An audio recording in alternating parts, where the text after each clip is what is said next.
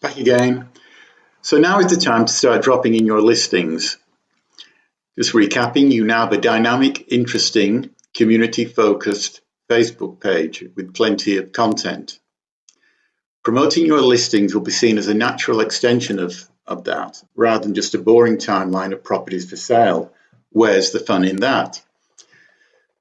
Now, importantly, when you do advertise on your Facebook page, make your advert more friendly and community focused. Take a moment just to rewrite the normal real estate ad. Remember, you're supposed to be friends with your followers, so treat them like a friend.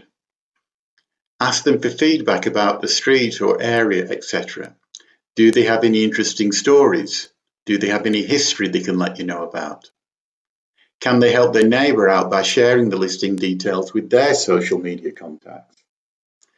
Ask if they would like to attend a neighbours only inspection prior to general marketing. Now, quick note, I used to do this and it worked so well. If you've got a moment, I'll just run through it. When I first started in real estate, I went 3 months without any listings at all.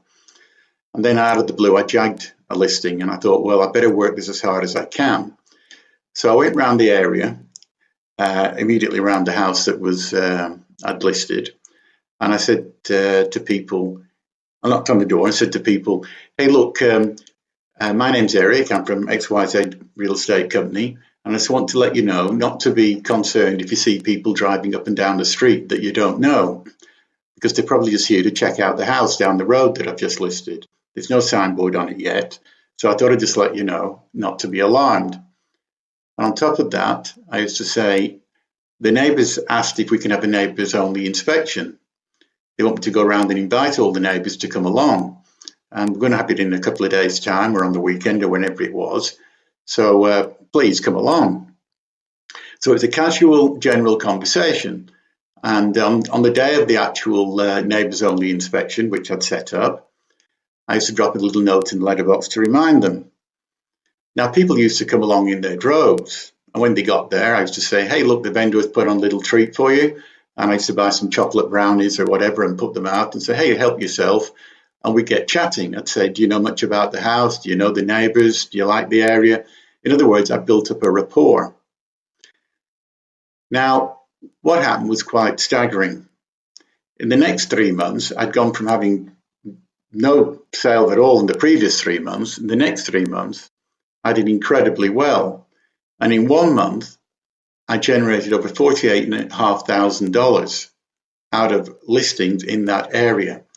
So every time I got a new one, I just used to repeat the process, go around, warn them about people might be driving down the street, invite them to the inspection, give them a treat, build up the rapport, get a listing and do it again. Anyway, I digress. You may wish to sort of think about that though if you're new in sales, because it was very, very casual and it took away all the stress of door knocking, which is phenomenally good at getting yourself known in an area. Anyway, as I say, back to the topic in hand. I think you get the idea. Drop the salesy stuff and talk to them as a friend. Above all, structure your advert to include questions. What do you think? Who do you think would enjoy living here?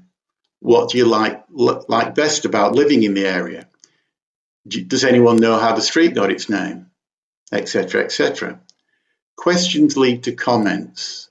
Comments lead to clients. So now is the time to put this strategy together and make the magic happen. Go to the next video to understand what I'm talking about.